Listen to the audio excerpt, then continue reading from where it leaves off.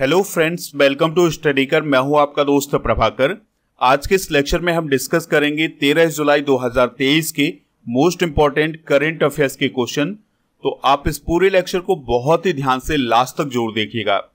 पहला क्वेश्चन है, अंतरराष्ट्रीय मलाला दिवस कब मनाया जाता है? तो 12 जुलाई को अंतरराष्ट्रीय मलाला दिवस मनाया जाता है। अगर हम बात करें ऑप्शन की, तो 11 जुलाई को विश्व जनसंख्या दिवस, 14 जुलाई को वेस्टेल दिवस मनाया जाता है फ्रांस में, और 10 जुलाई को राष्ट्रीय मत्स्य किसान दिवस मनाया जाता है। दोस्तों, अंतरराष्ट्रीय मलाला दिवस नोबेल पुरस्कार विजेता मलाला यूसुफजई को सम्मानित करने के लिए 12 जुलाई को मनाया जाता है। अब सवाल आता है कि ये मलाला यूसुफजई हैं कौन? तो मलाला यूसुफजई लड़कियों की एजुकेशन के लिए काम करने वाली एक पाकिस्तानी एक्टिविस्ट हैं। इनकी कहानी क्या है दोस्तों, बहुत ही ध्यान से समझिएगा। मलाला यूसुफजई बहुत ही छोटी उम्र से लड़कियों की एजुकेशन के लिए काम कर रही थी, लेकिन आतंकवादियों को इनका काम पसंद नहीं आता है क्योंकि ये लड़कियों की एजुकेशन के लिए काम कर रही थी।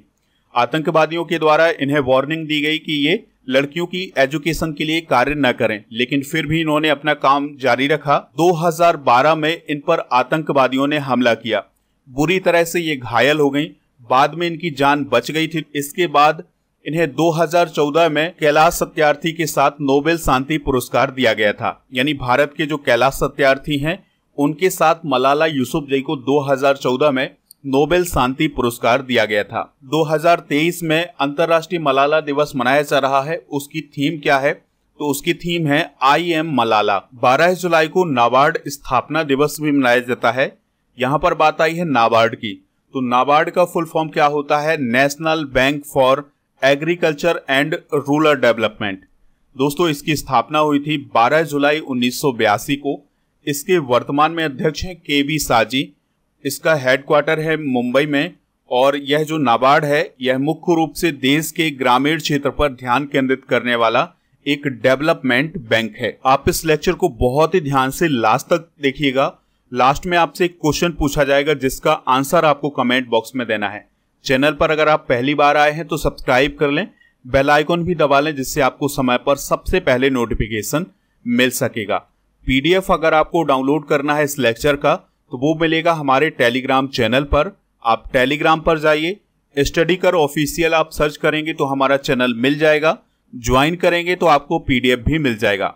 इसके अलावा पीडीएफ हमारे ऐप पर भी उपलब्ध है। ऐप को डाउनलोड कर सकते हैं, लिंक डिस्क्रिप्शन बॉक्स में दिया गया है। अगर आपको लेक्चर पसंद आता है तो आप इसे लाइक करें, शेयर भी करें सभी दोस्तों को सभी सोशल मीडिया प्लेटफॉर्म पर। चलिए अगला क्वेश्चन डिस्कस करते हैं। ICC player of the month पुरुष जून 2023 कौन बने हैं? आंसर हो जाएगा इसका वानेंदु हसरंगा। तो दोस्तों, आईसीसी के द्वारा हर महीने प्लेयर ऑफ द मंथ का अवार्ड दिया जाता है पुरुष और महिला को। तो पुरुष की अगर हम बात करें तो जून 2023 में ये जो पुरस्कार मिला है ये मिला है वानेंदु हसरंगा को। वानेंदु हसरंगा किस देश के क्रिकेटर हैं?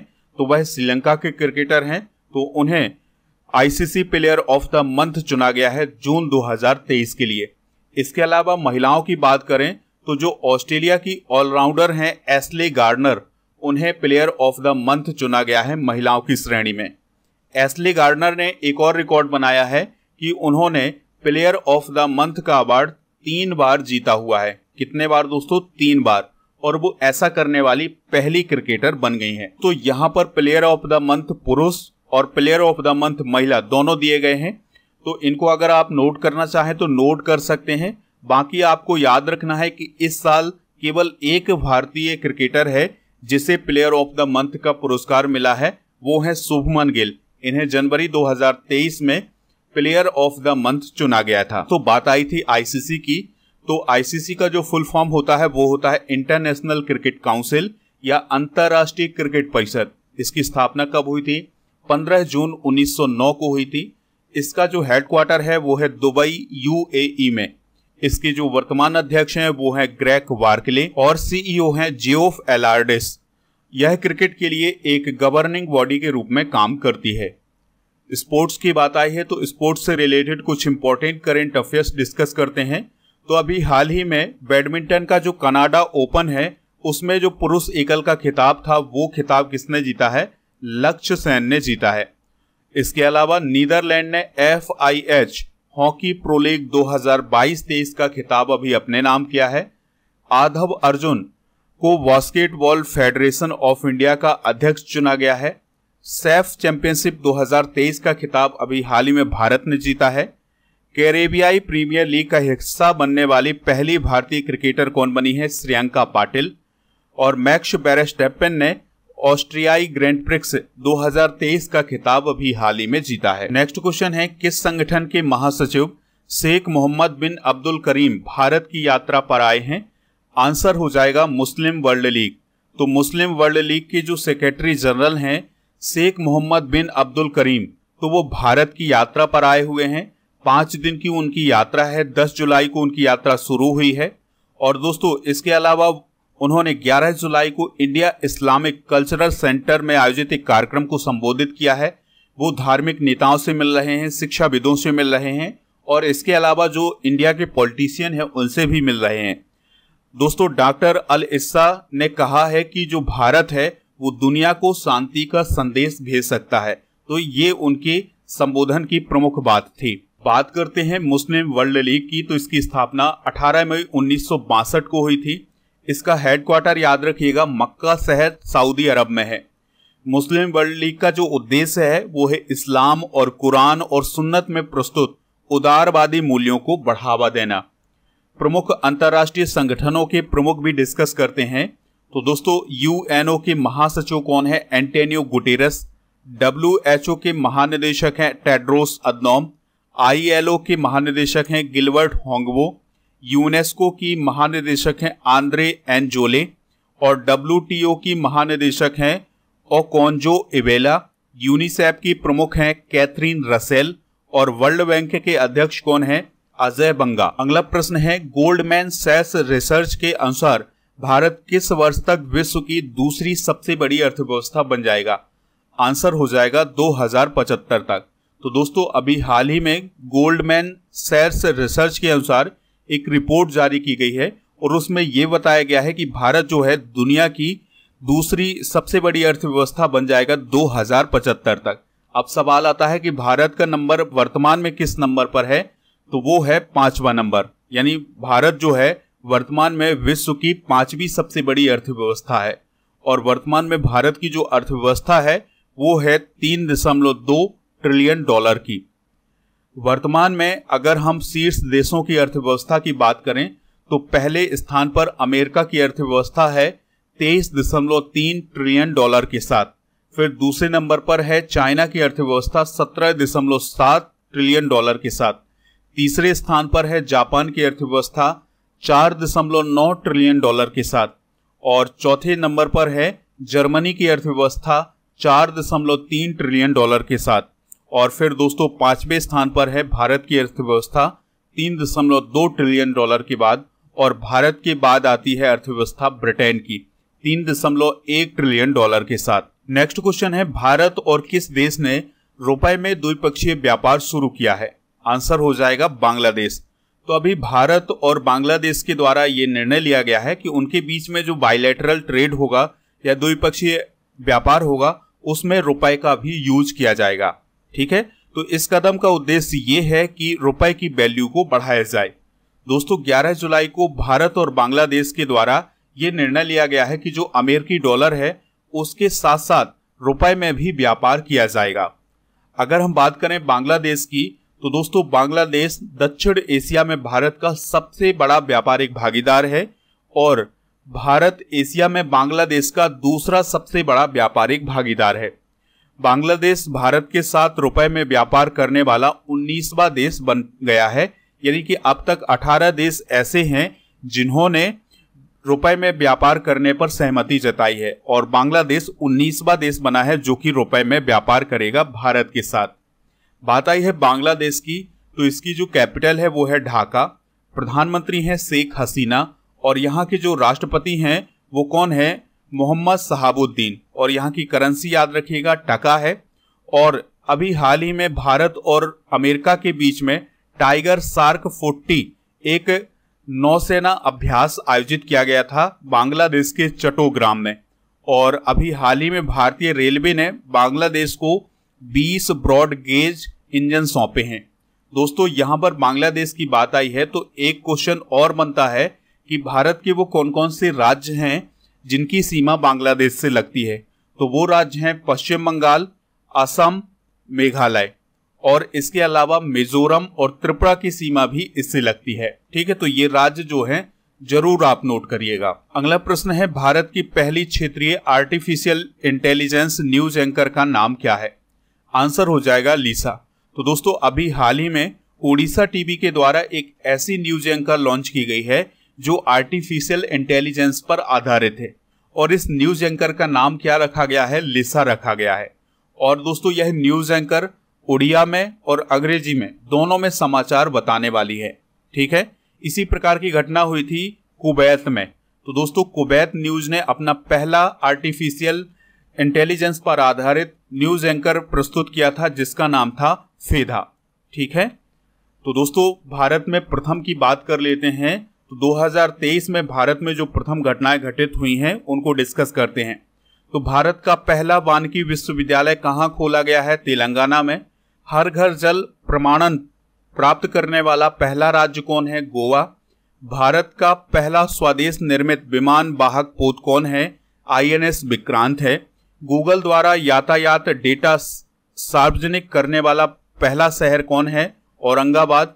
और औरंगाबाद का नाम क्या है दोस्तों? ये कमेंट बॉक्स में जरूर बताइएगा कि औरंगाबाद का नया नाम क्या रखा गया है। अगर करेंट अफेयर्स आप डेली पढ़ रहे हैं तो औरंगाबाद का नया नाम जरूर बताएंगे। अपनी खुद की इंटरनेट सुविधा वाला पहला राज्य कौन बना है? केरल। भारत की पहली बालिका पंचायत का गठन किस राज्य में किया गया था? गुजरात में। और जैव विविधता रजिस्टर पाने वाला पहला मेट्रो शहर कौन है? कोलकाता है। नेक्स्ट क्वेश्चन है, महिलाओं के विरुद्ध अपराध के मामले के निपटारे में उत्तर प्रदेश का कौन सा स्थान है? तो दोस्तों उत्तर प्रदेश का दूसरा स्थान है। कौन सा स्थान है दोस्तों? दूसरा स्थान है। तो अभी हाल ही में उत्तर प्रदेश के लिए ये दावा किया गया है कि महिलाओं के विरुद्ध अपराध के मामले के निपटारे में उत्तर प्रदेश भारत में दूसरे स्थान पर है और महिलाओं के खिलाफ अपराध के लंबित मामले के निपटारे में भी यह भारत में दूसरे स्थान पर है। दोस्तों कुछ और डाटा डिस्कस करते हैं। तो महिलाओं के खिलाफ अपराध के मामले को सुलझाने में दादरा और नगर हवेली और दमन और द्वीप 98.30% मामलों के निपटारे के साथ पहले स्थान पर हैं। यानी महिलाओं से संबंधित जो अपराध के मामले होते हैं वो सबसे अधिक कहां पर निपटाए जाते हैं? दादरा और नगर हवेली और दमन और द्वीप में। दोस्तों बात आई है उत्तर प्रदेश की, तो उत्तर प्रदेश से रिलेटेड कुछ करेंट अफेयर्स डिस्कस करते हैं। उत्तर प्रदेश सरकार ने सरकारी विभागों में लगे वाहनों को 2030 तक 100% इलेक्ट्रिक वाहनों में बदलने का लक्ष्य रखा है। कानूनी सहायता रक्षा परामर्श प्रणाली अभी हाल ही में उत्तर प्रदेश में शुरू की गई है।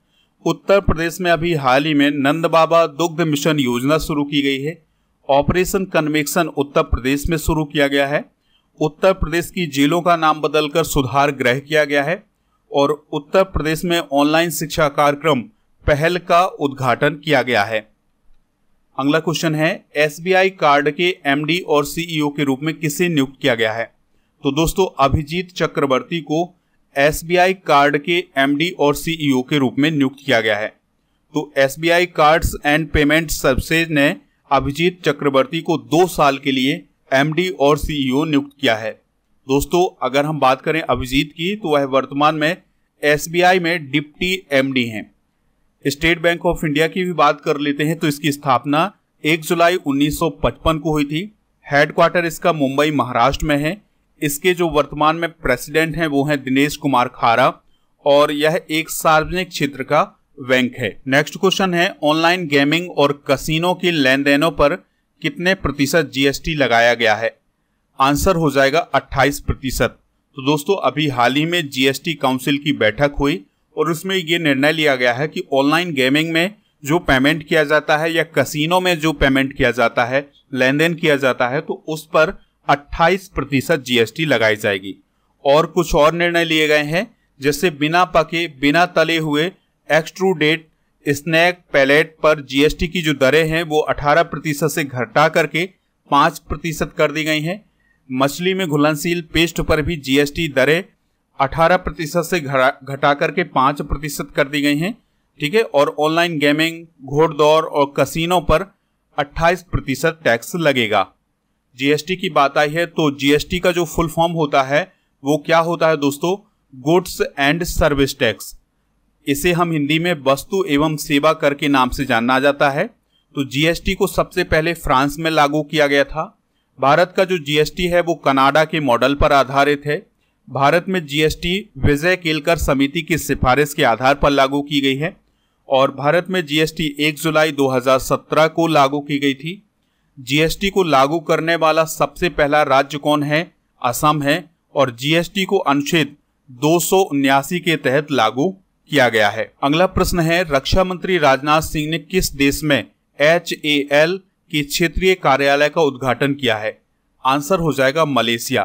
तो दोस्तों अभी हाल ही में रक्षा मंत्री राजनाथ सिंह मलेशिया की यात्रा पर गए हैं तो उन्होंने हिंदुस्तान एरोनॉटिक्स लिमिटेड यानी HAL के क्षेत्रीय कार्यालय का उद्घाटन किया है। ये उद्घाटन कहां पर किया गया है? तो जो मलेशिया की कैपिटल है कुआलालंपुर, वहां पर इसका उद्घाटन किया गया है। दोस्तों यह कार्यालय दक्षिण पूर्व एशिया के क्षेत्र के साथ साथ HAL की भागीदारी के केंद्र के रूप में भी काम करेगा। इसके अलावा राजनाथ सिंह ने प्रतिष्ठित वाटू गुफा मंदिर परिसर का भी दौरा किया था जो कि मलेशिया में है। दोस्तों मलेशिया की बात आई है तो मलेशिया की जो कैपिटल है वो क्या है? कुआलालंपुर है और प्राइम मिनिस्टर हैं अनवर इब्राहिम। ऑफिशियल लैंग्वेज है यहाँ की मलय और यह एक दक्षिण पूर्व एशिया का देश है। यहाँ पर आप मलेशिया की लोकेशन देख सकते हैं। तो ये दो भागों में इस प्रकार से बटा हुआ है। मलेशिया के जो पड़ोसी देश हैं वो हैं थाईलैंड और इंडोनेशिया, ठीक है। और दोस्तों यहाँ पर ब्रुनेई भी देखने को मिलता है। चलिए अब हम कल के करंट अफेयर्स को रिवाइज करते हैं, फिर इसके बाद जनरल नॉलेज के पिटारे को डिस्कस करेंगे। लास्ट में आपसे एक क्वेश्चन पूछेंगे जिसका आंसर आपको कमेंट बॉक्स में देना है। तो कल का पहला क्वेश्चन था, लोकमान्य तिलक अवार्ड से किसे सम्मानित किया जाएगा? नरेंद्र मोदी जी को। विश्व तीरंदाजी युवा चैंपियनशिप 2023 में भारत ने कितने मेडल जीते हैं? 11 है। फोर्ब्स की 100 सबसे अमीर अमेरिकी महिलाओं की सूची में कितनी भारतीय मूल की महिलाएं हैं? तो 4। एशिया ओलंपिक परिषद के नए अध्यक्ष कौन बने हैं? शेख तलाल। राष्ट्रीय मत्स्य किसान दिवस कब मनाया जाता है? 10 जुलाई को। ग्लोबल फायर पावर के अनुसार दुनिया की सबसे शक्तिशाली सेना किस देश के पास है? अमेरिका के पास। और तीसरी G20 व्यापार और निवेश कार्य समूह की बैठक कहाँ शुरू हुई है? केवड़िया गुजरात में। और किस देश ने BBC की मान्यता को रद्द किया है? सीरिया ने। 34वें अंतर्राष्ट्रीय जीव विज्ञान ओलंपियाड में भारत ने कितने गोल्ड मेडल जीते हैं? 4। रूस की ऊर्जा कंपनी रॉसनेफ्ट के निदेशक मंडल में अभी हाल ही में कौन शामिल हुआ है? G.K. सतीश। दोस्तों आज के जनरल नॉलेज के पिटारे में हम डिस्कस करेंगे विश्व की प्रमुख ज्वालामुखी। जैसे माउंट कोटोपैक्सी जो है एक एक्टिव ज्वालामुखी है और ये इक्वेडोर में है। और माउंट एटना इटली में है। स्ट्राम्बोली इटली में है और वेसुवियस जो है इटली में है। डैमबंद जो है ईरान में है। कोह सुल्तान ईरान में और फ्यूजियामा जापान में। और इसके अलावा मोनोलोवा जो है वो हवाई द्वीप में है। दोस्तों कल के करंट अफेयर्स में क्वेश्चन पूछा गया था कि लोकमान्य तिलक अवार्ड से किसे सम्मानित किया जाएगा? तो उसका आंसर है नरेंद्र मोदी जी। तो लगभग सभी लोगों ने इसका आंसर नरेंद्र मोदी जी दिया हुआ है। इसी प्रकार से दोस्तों आपसे जो क्वेश्चन पूछा जाए उसका आंसर आप कमेंट बॉक्स में जरूर बताइएगा। आज का क्वेश्चन है, अंतर्राष्ट्रीय मलाला दिवस कब मनाया जाता है? तो जो भी इसका राइट आंसर हो कमेंट बॉक्स में जरूर बताएं। हमें इंतजार रहेगा आपके आंसर का। मिलते हैं नेक्स्ट वीडियो में। जय हिंद, वंदे मातरम।